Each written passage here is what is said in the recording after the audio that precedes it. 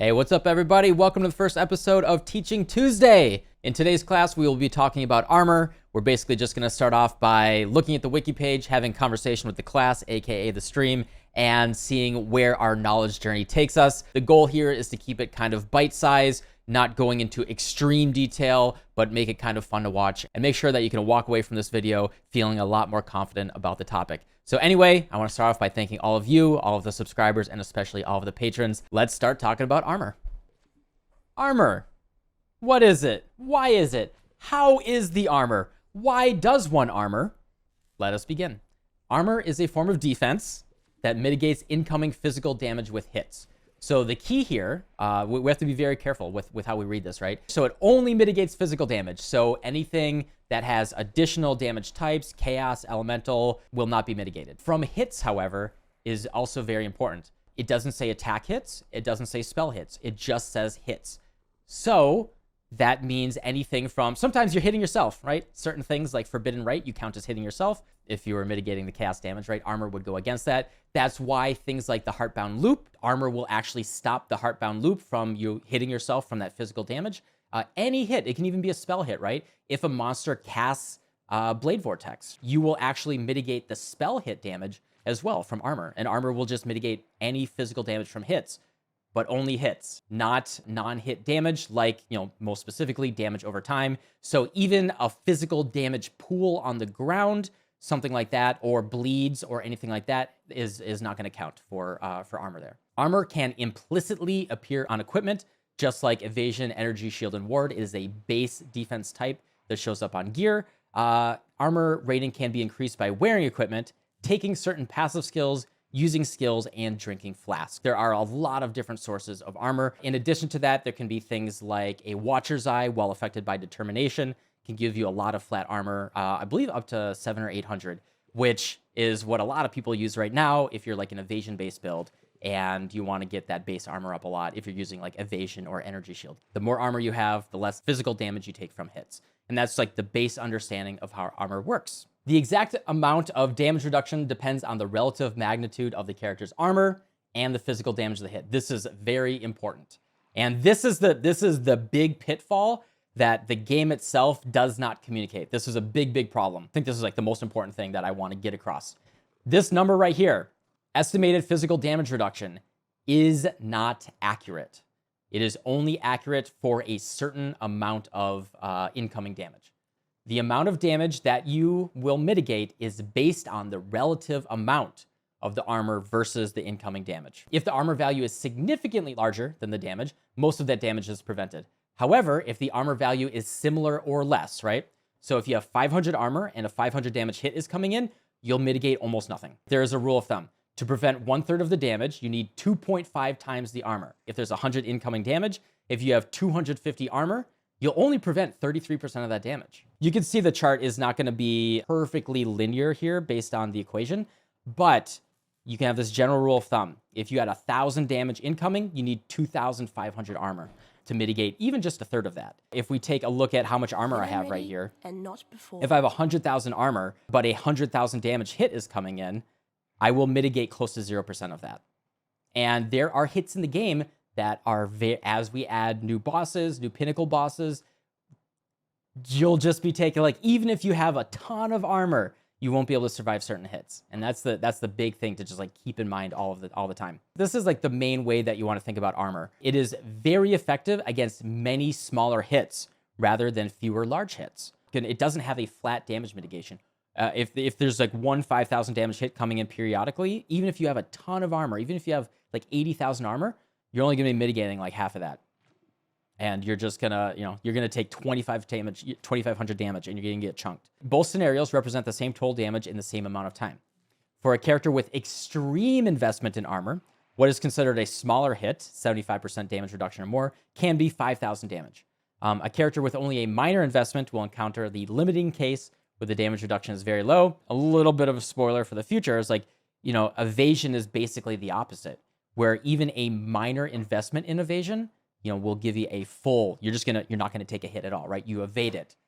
Armor, you want to just think of it as like this sliding scale of pew, pew, pew. basically get as much as you can. Like, whereas evasion, you're gonna get capped eventually. With armor, always, you can always get more. And you will find examples of people on PoE Ninja that have like millions of armor. Those are going to be like the, you know, the Dream Feather stackers. And even those people with a big enough hit, you'll see their life go down a little bit because of, you know, the relative amount of incoming damage. As we said before, armor does not mitigate damage over time, as it only applies to hits. Oh, bleed is an ailment that deals physical damage over time. You know, that's an example of it doing nothing. If you do want to mitigate things like bleeds or physical damage pools, which we now have in the game, you need things like endurance charges, or, you know, there are other sources of reduced physical damage taken, like Soul of Solaris right here. And that will just be an objectively flat, always, you know, 6% less. Doesn't matter if it's 100 damage hit or 1,000 damage hit, whereas armor is scaling based on the size of the hit coming in. Armor will only mitigate damage hits, not elemental or chaos, so do be aware of that. However, the Transcendance keystone will mitigate elemental damage hits, but not physical. It basically reverses the way that armor works, and we'll talk about that in a second. Monsters do have armor values. The general amount of armor on monsters will increase as monster level increases. With monster types like stone golems and zombies, if you've ever played a Fizz build, you will notice this. If you are doing physical damage, it can feel absolutely awful to try to deal damage to those monsters. It can feel really, really bad. I don't want to go into the math too much. I do think it's important to do some examples of you know, doing the equation here. The relative physical damage reduction, right? So this is a function where we say the damage reduction that will take input of the armor and the raw damage, right? And so it's armor over armor plus 5 times the raw damage. We can do a little bit of an example here, because I think it's important to at least run some numbers through an equation to just see the way that this plays out. dr, you know, AD here equals A over A plus 5 times D. And let's do some examples, right? So if we have 1,000 armor and we have 1,000 damage coming in, right? So this is 1,000 over, these are all 1,000, right? 1,000 plus, you know, 5,000, 5 times 1,000, right? Equals 1,000 over 6,000 equals, you know, just 1/6. You know, 16% damage reduction. That's not very good. But if we had 2,500 armor with 1,000 damage incoming, let's see. Make sure I'm doing this correct as well. No. It's yeah. Plus, sorry. 7,500. So 2,500 divided by 7,500. So significantly more, right? And this is exactly the rule of thumb that we just talked about, right? That's 33%. 33% damage reduction by having 2.5 times the armor. That's the exact rule of thumb that we just saw. And so you can see that you just want to get more armor. And let's go to like a more extreme example. If we have 1,000 damage hit coming in, and I'm specifically using that 1,000 damage number because what killed me in the gauntlet 2 days ago was it was a 917 damage hit, although scaled by the gauntlet. And I think my armor, unfortunately, my granite flask was down. I don't think I had as much armor as I would have liked. So if we say 10,000 armor, right, versus 1,000 damage hit, and 10,000 armor is going to be like, that's a good amount to have right when you get to about Act 1 maps. And you get that 1,000 damage hit incoming from like an Act 1 physical damage monster. That's like pretty standard.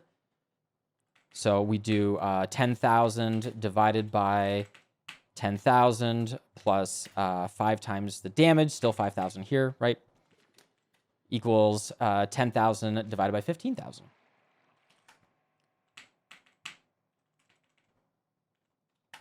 And that's 2/3, right? And then 66% of that mitigated is actually, well, we're only taking 333 damage. And that's going to feel way better, right?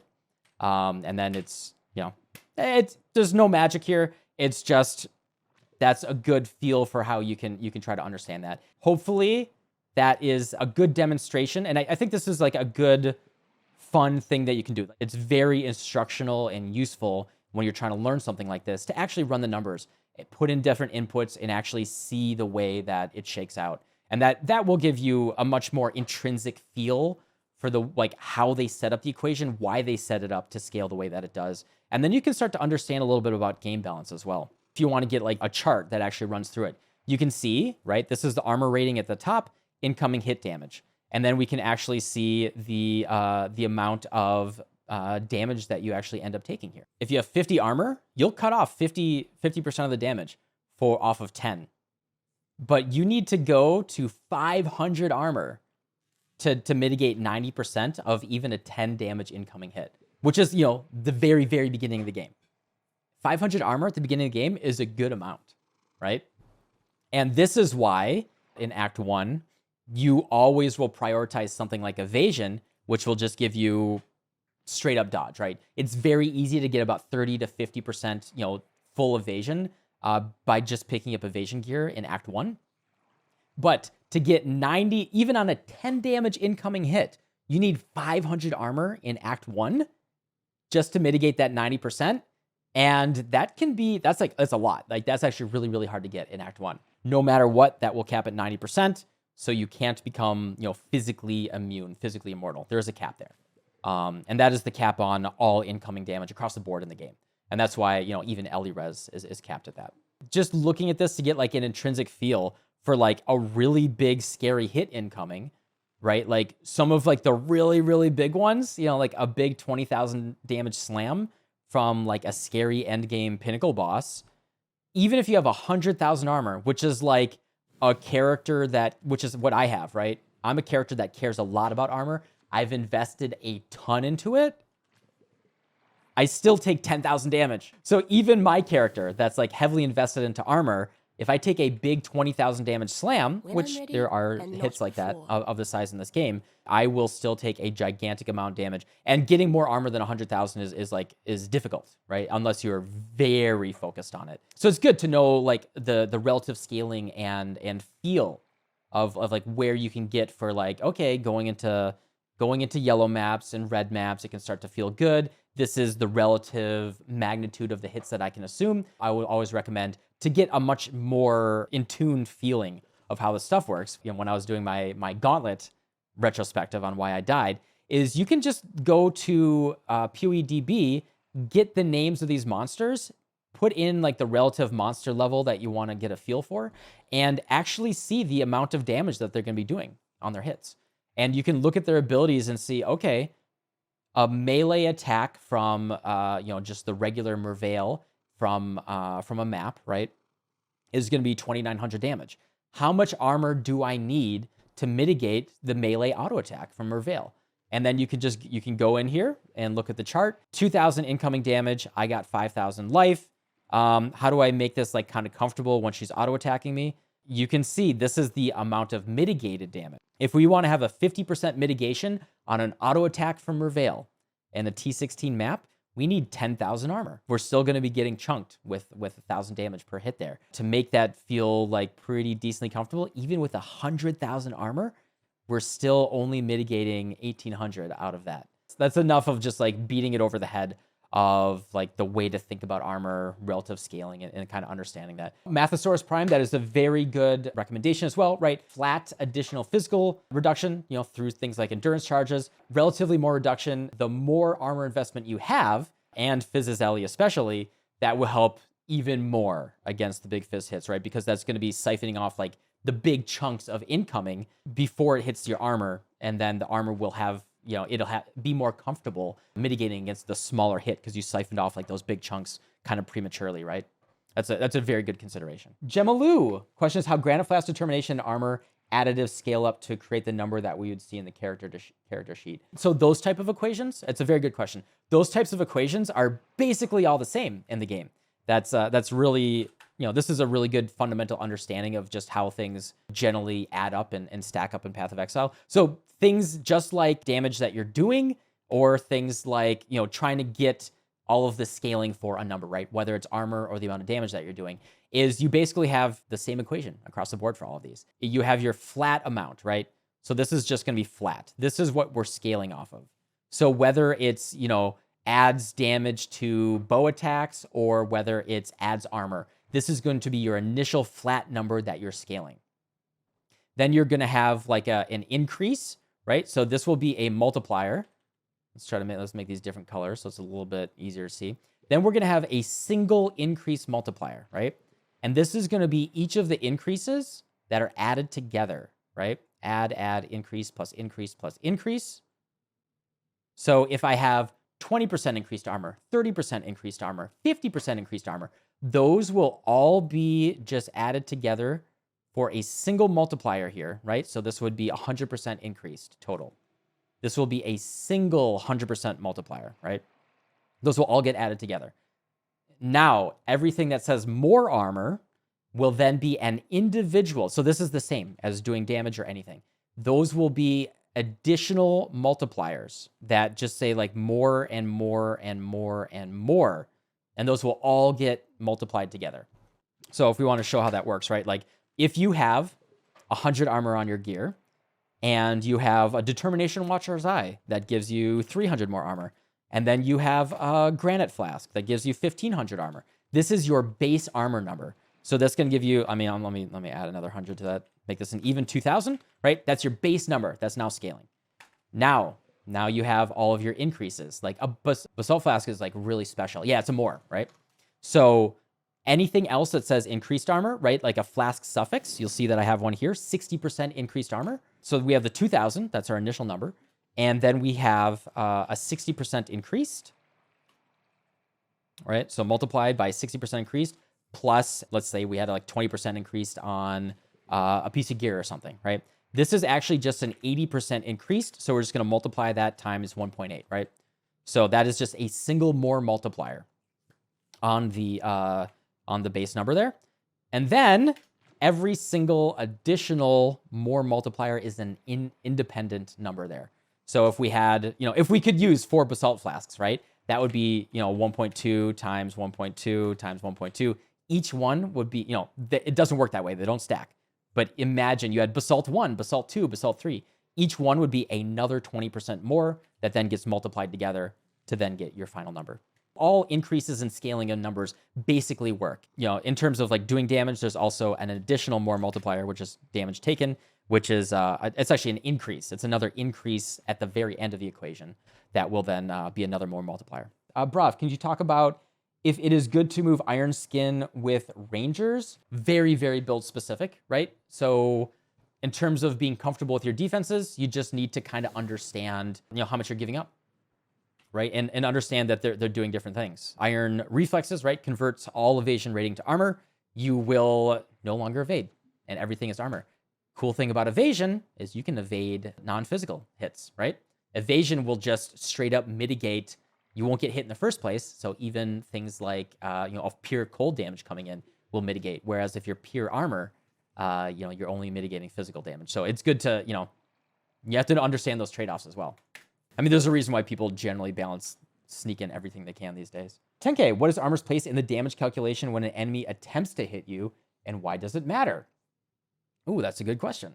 Here we go. So this is a very, very, very, very, very good page to learn and memorize. Yeah. So understanding the order, because we have all of these different layers, right? We have so many different layers of mitigation, especially in today's day and age where they added spell suppression. We have like optional spell dodge, all sorts of conversions and all sorts of weird stuff.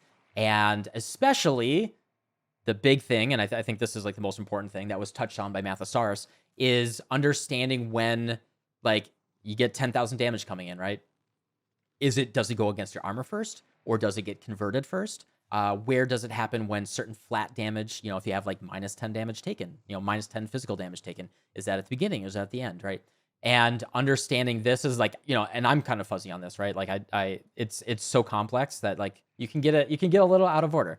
So yeah, I think this is a good thing to go over. That's a very good point. We get that initial damage. Let's say that all of the damage is coming in. This is what I was talking about just a minute ago. This is doing the flat damage, conversion, modifiers, even calculating crits, all that. Let's just assume that, that's taken care of. Now it will go to preventing the hit. It'll look at evasion and dodge and spell dodge.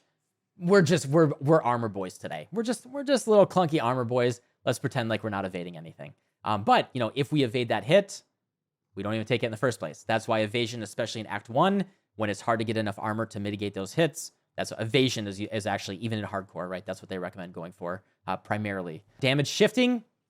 Incoming damage can be shifted to another type. This is done by things like percent of damage taken as, doing things like Lightning Coil, Cloak of Flame, Incandescent Heart, Font of Thunder. It's important to note that this is not damage conversion. Shifted damage does not retain its original damage property, right? So, damage conversion, if you're familiar with the old classic Hatred, right? it will give you damage as, but it'll also scale damage. And when you do something damage as, you can scale like either the beginning or the end of it. Whereas if you totally shift that damage, you can think of it as, okay, I have 100 incoming physical damage. No. It's actually 100 incoming cold damage. Pretend like it was never physical damage.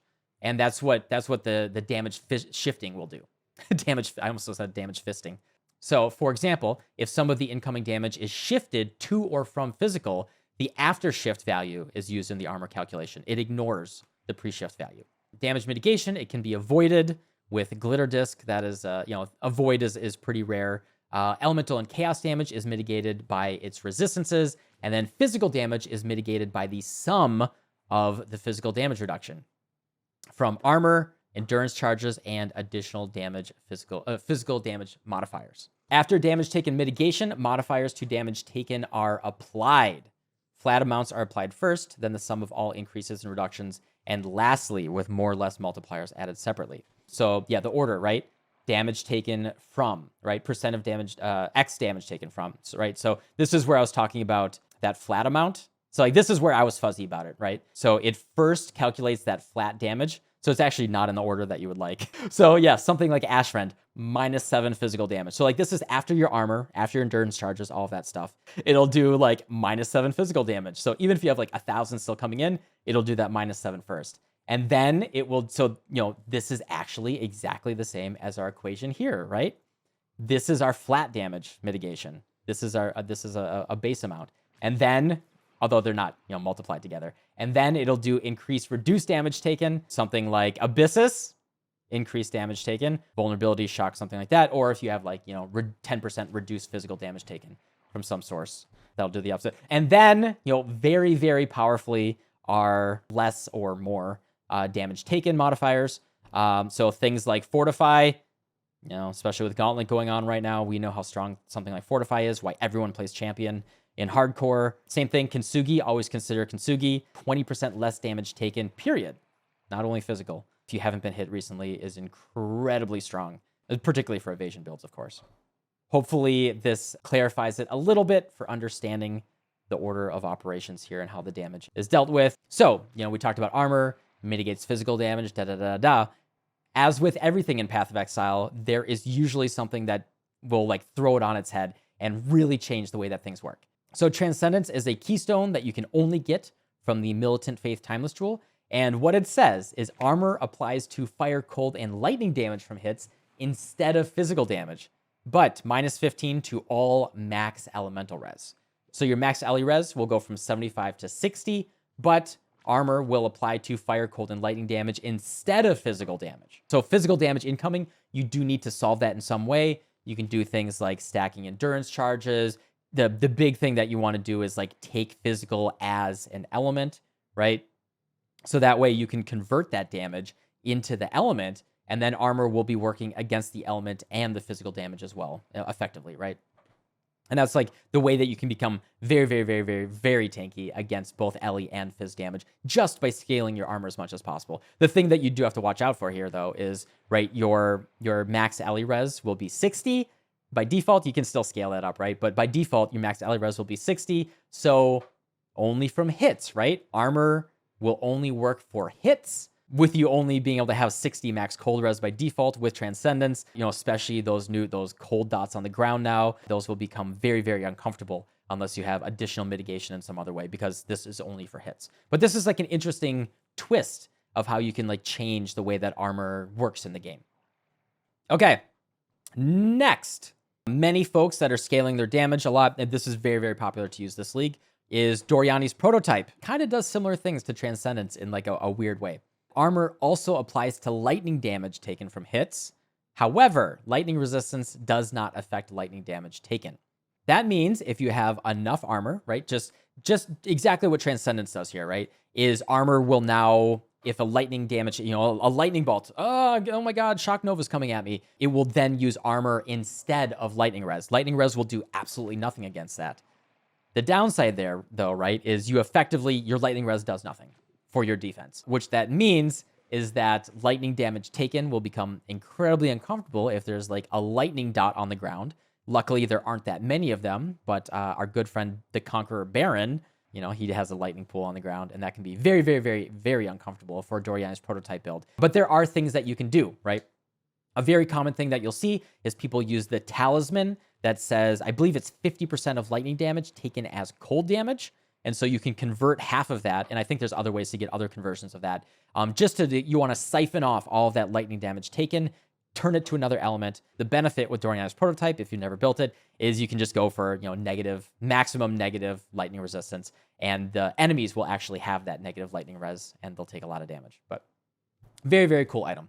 Next up, Replica Dream Feather. This is a cool item if you've seen any of the very, very big aura stacking builds specifically right now. This is a sword that says 1% increased attack damage per 450 armor.